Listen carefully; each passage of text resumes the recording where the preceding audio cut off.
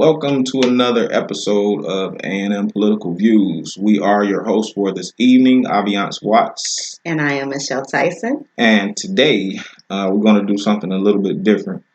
Based on what people wanted to hear discussed or covered, was a couple of things. One of them was the term Black Friday, and the other one was the update basically on the Biden and Trump administrations and what's going on with that.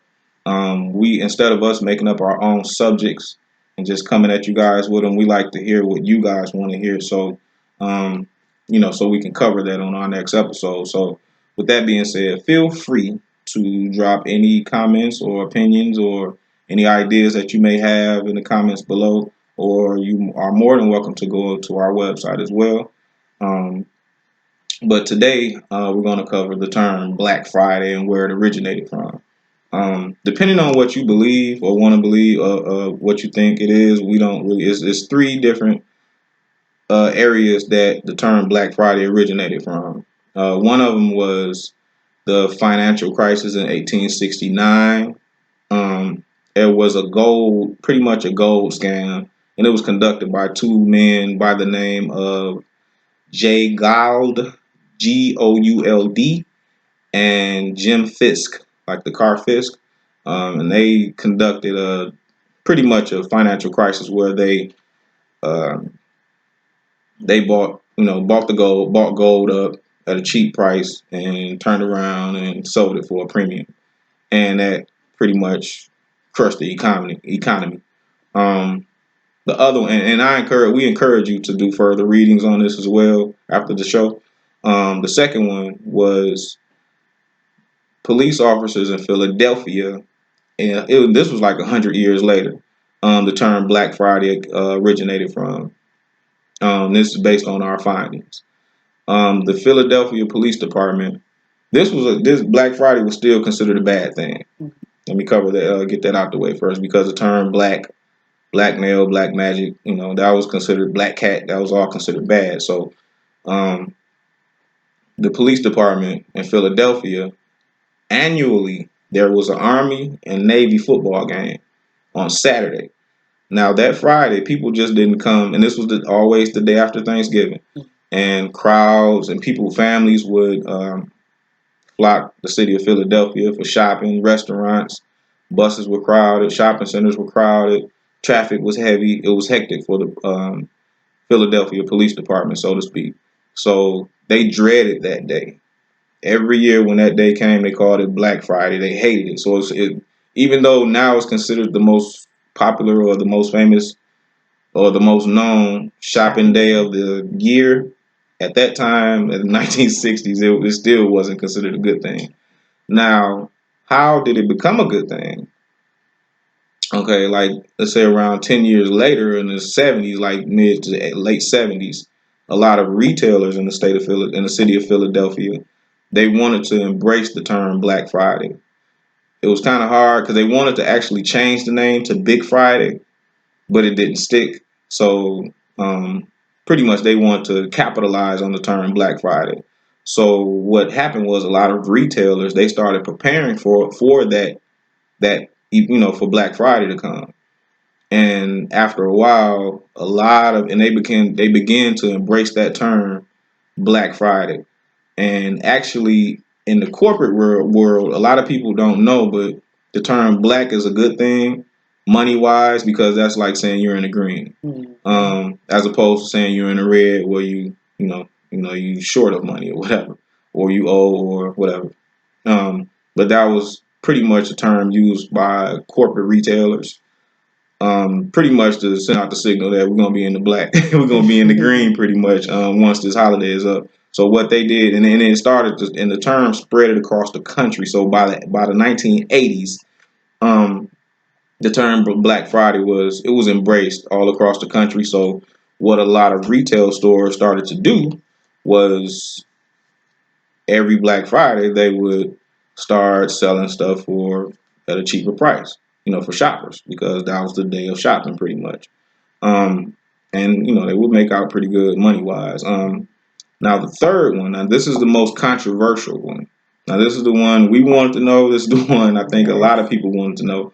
And that is the term Black Friday originating from 19th century slave owners.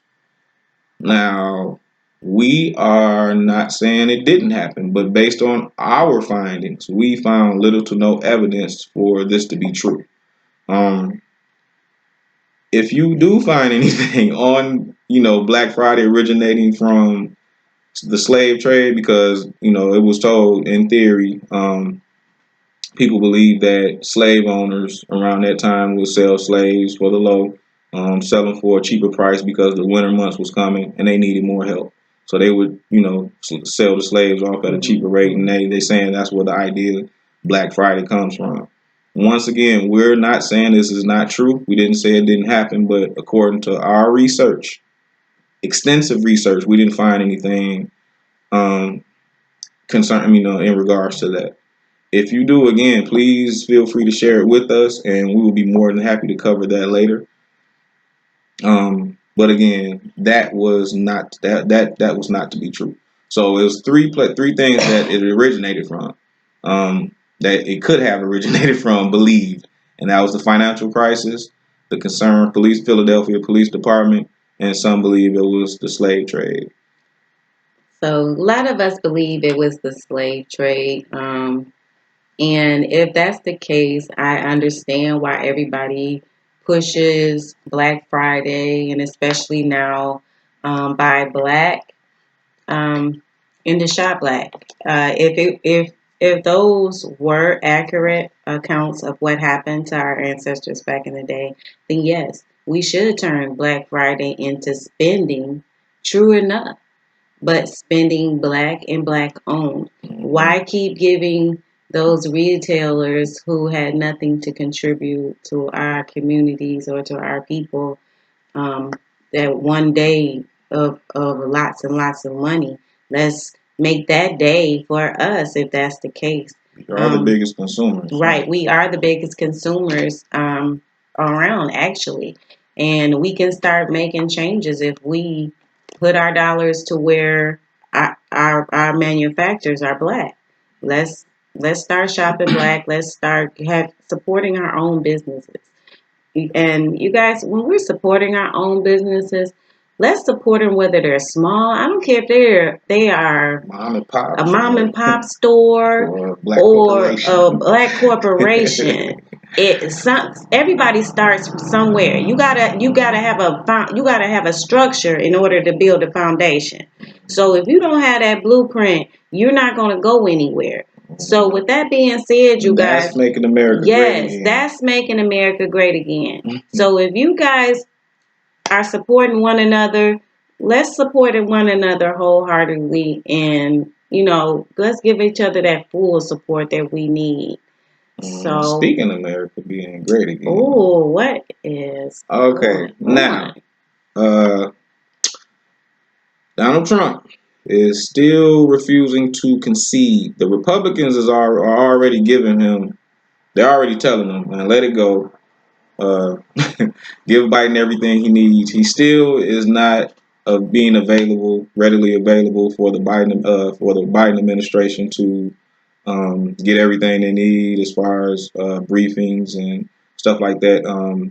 They had to meet with government officials. The government officials already told President-elect Joe Biden that he can go ahead and start with his transition, regardless of what Trump wants to do.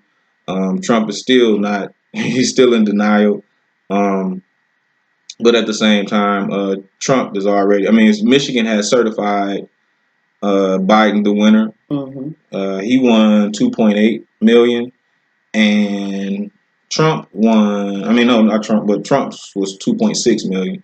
So Michigan certified Biden as the winner, and pretty much telling Donald Trump to just let it go because I don't know if he's a sore loser. I don't know what the case may be. I don't know if he believes he can't lose. I don't know. But either way, they're pretty much telling him to, let it go and let Biden start his transition as president.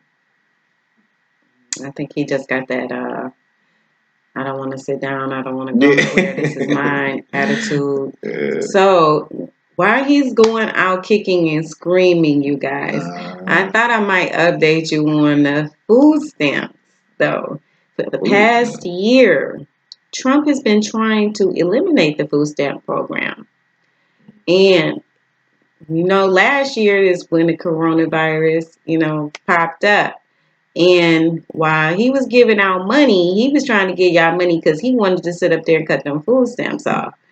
And they fought it last year and they fought it again this year because this year our unemployment rate for people claiming unemployment is at it's at 25 million people. That's unemployed? Unemployment, claiming unemployment. That's not even the jobless rate is at 22 million right now. So there are people that's not claiming that even. That's not even including the people that have not even went to unemployment. So the numbers have doubled. We since February. I'm sorry. We were at a 3.5% in February. As of September, we are at 7.9%. Triple.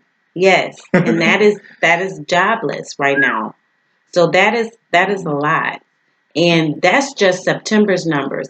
They haven't even gathered the numbers yet, or I haven't received them. I'm not going to say they haven't gathered them, but I haven't received the numbers yet, just from September all the way to November. So just think, February up until September, from 3.5 to 7.9. That's doubled. That's more than doubled, actually. So, we need to really, really, really start paying attention to our world and what's going on around us. And I understand that the holidays are coming up right now and everybody wants to spend time with their families and everything. But Corona is not messing with us right now. So I think we all need to stay safe. And like we said at the last one, if you are not an immediate family member, then stay at home. You got Zoom, you got WhatsApp. Use the phone again. I mean, say hey. Pick up your phone and call your loved ones. If you know you got kids that be out there in them streets still partying and everything, you pack them a box and put it on the porch. Dash and go. I love you, but you got to go. So just remember, we want you to have a safe holidays and we want you to enjoy your family. But we want practice social distancing. Keep those we want you to masks utilize this time with your families. It is Thanksgiving, but we also want you to be safe and healthy also. Again, this is Avian Watts. And this is Michelle Tyson. With A&M Political Views. And we just want to wish you guys a happy Thanksgiving and stay safe. Peace.